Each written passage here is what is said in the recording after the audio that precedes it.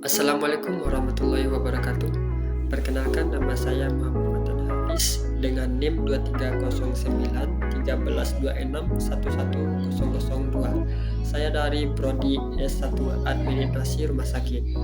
Baik, pada kali ini izinkan saya untuk mempresentasikan 3 materi, yaitu uji ANOVA, hipotesis, dan estimasi.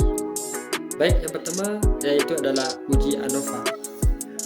Uji ANOVA di sini dijelaskan bahwa adalah singkatan dari Analysis of Variance dan merupakan metode yang termasuk dalam cabang statistik reference. Dan ada asumsi yang digunakan dalam uji ANOVA. Yang pertama adalah distribusi data harus normal dengan memperbanyak jumlah sampel dalam kelompok. Yang kedua, varian harus homogen, yaitu kelompok yang berasal dari satu populasi harus memiliki varian yang sama. Yang ketiga adalah sampel dipilih secara acak atau random. Yang keempat, komponen bersifat adiktif. Baik, selanjutnya kita masuk saja ke soal uji ANOVA. Soal yang pertama yaitu suatu penelitian dilakukan untuk mengetahui apakah terdapat pengaruh penggunanya. Data di bawah ini adalah jumlah uang yang dibelanjakan ibu rumah tangga menggunakan kartu kredit dalam bentuk dolar. 4 jenis kartu kredit dibandingkan, yaitu jumlah yang dibelanjakan. Di dalam kolom yaitu ada Astra, BCA, Citi, dan Amex.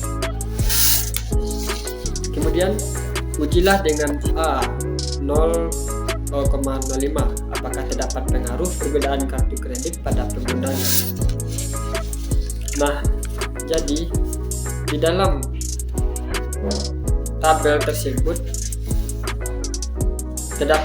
dapat kita hitung jumlah keseluruhan nilai T1 ditambah T2 ditambah T3 dan ditambah T4 sama dengan istilahnya adalah 55 ditambah 61 tambah 91 ditambah 54, jadi sama dengan 261. Jadi di sini kita juga bisa mencarinya SSE, ya sama dengan SST dikurang SSB. Nah, jadi di sini sudah dihitung semuanya, berarti semuanya adalah 279,685 dikurang 149.000,08. Jadi sama dengan 130,6. Nah, untuk berikutnya di situ telah terbentuk tabel ANOVA yang kita susun tadi. Nah, maka dari itu pengujian hipotesis H U1 sama dengan U2 sampai seterusnya semuanya sama. Nah, jadi H1 tidak semuanya sama, minimal sepasang berbeda. Jadi U1 dan uji untuk itu semuanya sama. Nah, jadi untuk statistik uji F hitung sama dengan 5,71. Keputusan ditolak H dan diterima H1 karena F hitung kurang besar dari F tabel. Jadi kesimpulan, terdapat perbedaan pengaruh kartu kredit terhadap penggunaan uang yang dibelanjakan oleh ibu rumah tangga. Mungkin itu saja untuk uji ANOVA. Selanjutnya kita masuk ke hipotesis. Hipotesis adalah berasal dari bahasa Yunani, yaitu hypo dan tesis. Hypo berarti kurang atau lemah di bawah, tetapi makalah itu berarti teori atau pernyataan disajikan dengan bukti. Hipotesis dapat dikatakan sebagai pernyataan yang masih lemah dalam kaitannya dengan masalah dan merupakan bukti yang diperlukan atau klaim sementara. Hipotesis adalah proses pengujian yang diterima atau ditolak sebagai parameter populasi penelitian. Nah, jadi tujuan dari pengujian hipotesis adalah untuk mendapatkan hasil dalam bentuk menentukan parameter studi kuantitatif yang membutuhkan bukti. Penelitian kuantitatif membutuhkan studi dengan hipotesis. Hipotesis uji diterima atau ditolak demi kebenaran. Nah, kita masuk ke dalam macam-macam hipotesis. Yang pertama ada hipotesis deskriptif, yaitu adalah jawaban atau pertanyaan sementara dari kelompok sampel dengan beberapa perbedaan. Dalam hipotesis deskripsi ini, hubungan antar variabel dapat ditampilkan secara implisit. Selain itu, hipotesis deskriptif terdiri dari menyediakan beberapa kategori, tetapi juga dikenal sebagai keraguan sementara dari nilai-nilai variabel tunggal dalam sampel. Nah, selanjutnya adalah yang kedua, hipotesis komparatif atau perbandingan. Nah, hipotesis komparatif adalah jawaban atau pertanyaan sementara dalam perumusan masalah dalam dua atau lebih sampel dalam perbandingan atau perbandingan. Hipotesis komparatif ini dapat diimplementasikan dengan dua atau lebih sampel, termasuk dalam bentuk dua hal. Selanjutnya, poin ketiga adalah hipotesis asosiatif. Hipotesis asosiatif adalah respon atau pernyataan sementara dalam hubungan atau hubungan dengan variabel yang berbeda dalam suatu penelitian. Hipotesis asosiatif juga disebut hipotesis yang mengukur intensitas hubungan seksual antara variabel dalam sampel penelitian. Yang keempat adalah hipotesis kausal. Hipotesis kausal adalah jawaban sementara atau pernyataan dalam mengembangkan masalah dan mempertanyakan bagaimana efek faktor pada variabel respon. Selain itu, hipotesis kausal dapat dijelaskan sebagai hipotesis yang menunjukkan bahwa hubungan sebab akibat antara dua atau lebih variabel. Ada hubungan antara hipotesis kausal yang menunjukkan penyebab dan efek. Nah, jadi kita masuk ke dalam rumus-rumus yang ada pada tabel tersebut. Di tabel tersebut ada rumus hipotesis. Yang pertama, hipotesis deskriptif, yaitu dugaan terhadap suatu variabel mandiri tidak dibandingkan dengan variabel lain. Nah, jadi di situ juga tertera contoh-contoh atau rumus-rumusnya. Baik, kita lanjut saja ke hipotesis komparatif. Nah, jadi kita langsung masuk salah satu soal saja, yaitu soal hipotesis komparatif.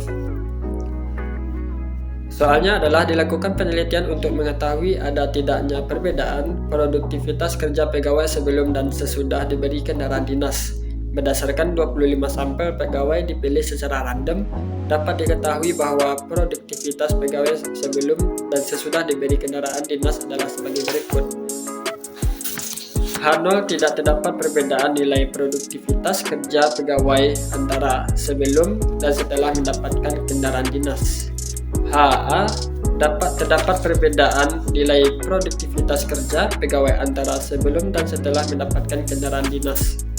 Nah, jadi di sini juga ada tabelnya, yaitu dari 1 hingga 25 angka atau responden. Nah, jadi di sini dapat kita simpulkan saja atau dapat kita lihat hasilnya, yaitu rata-rata X1 sama dengan 74 dan X2-nya 79,20. Untuk simpangan baku S1 sama dengan 7,5 dan S2 sama dengan 10,17. Nah, untuk varian S12 sama dengan 56,26, S22 103,5. Nah, dari data tersebut telah dapat dihitung rata-rata nilai produktivitas sebelum memakai kendaraan dinas. X1 sama dengan 74, simpangan baku S1 7,5, dan varian S12 sama dengan 56,25, dan rata-rata nilai produktivitas setelah memakai kendaraan dinas X2 sama dengan 79,20, dan untuk simpangan baku S2 10,17, dan varian S22 sama dengan 103,5. Mungkin itu saja untuk hipotesis. Selanjutnya kita akan memasuki yaitu estimasi.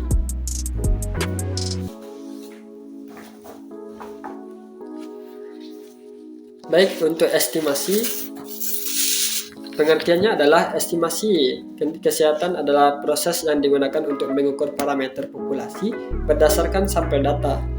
Dalam konteks kesehatan, estimasi ini sering digunakan untuk menentukan rata-rata, proporsi atau interval kepercayaan dari suatu variabel kesehatan dalam populasi tertentu. Nah, konsep-konsep dasar estimasi yaitu ada yang pertama, parameter populasi adalah nilai yang menggambarkan karakteristik dari seluruh populasi, misalnya rata-rata usia penduduk. Yang kedua adalah statistik sampel, nilai yang dihitung dari data sampel, misalnya rata-rata usia dari sampel penduduk. Yang ketiga adalah interval kepercayaan, rentang nilai yang diharapkan mencakup parameter populasi dengan tingkat kepercayaan tertentu, misalnya 95%. Nah, untuk langkah-langkah dalam estimasi ada beberapa poin, yaitu yang pertama, mengumpulkan data sampel, yaitu diambil secara acak. Yang kedua, menghitung statistik, menghitung nilai statistik seperti rata-rata dan simpangan baku. Yang ketiga, menentukan interval, yaitu menggunakan distribusi normal atau T untuk menghitung batas dan batas atas, batas bawah dan atas batas atas interval kepercayaan. Nah, untuk soalnya yaitu sebuah perusahaan ingin mengetahui rata-rata pengeluaran bulanan karyawannya untuk keperluan transportasi. Nah, dari sampel acak sebanyak 40 karyawan ditemukan rata-rata pengeluaran sebesar 350 dengan simpangan baku sebanyak 50.000. Maka hitunglah interval estimasi rata-rata pengeluaran transportasi bulanan karyawan perusahaan tersebut dengan tingkat kepercayaan 95%. Nah, di slide selanjutnya ini di mana X rata-rata sampel sama dengan 350. Z dinilai Z untuk tingkat kepercayaan 95%, biasanya 1,96. Nah, untuk simpangan baku sampel adalah 50 dan N-nya ukuran sampel adalah 40. Nah, untuk langkah-langkahnya yang pertama yaitu dihitung dulu standar error atau SE, dan di sini ada simpangan bakunya dan SE-nya yaitu 50/40, jadi terdapatlah 7.905.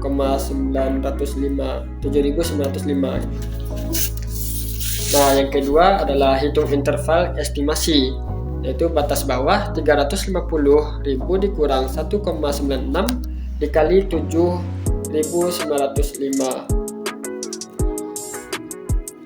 maka sama dengan 350 dikurang 15.500 sama dengan 334.500.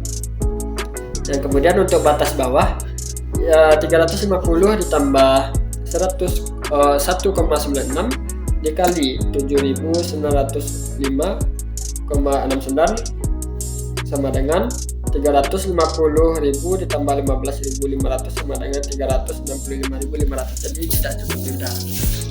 Jadi interval estimasi rata-rata pengeluaran transportasi bulanan karyawan tersebut dengan tingkat kepercayaan 95% adalah antara 334.500 dan 365.500. Mungkin itu saja untuk presentasi saya dengan 3 materi ini.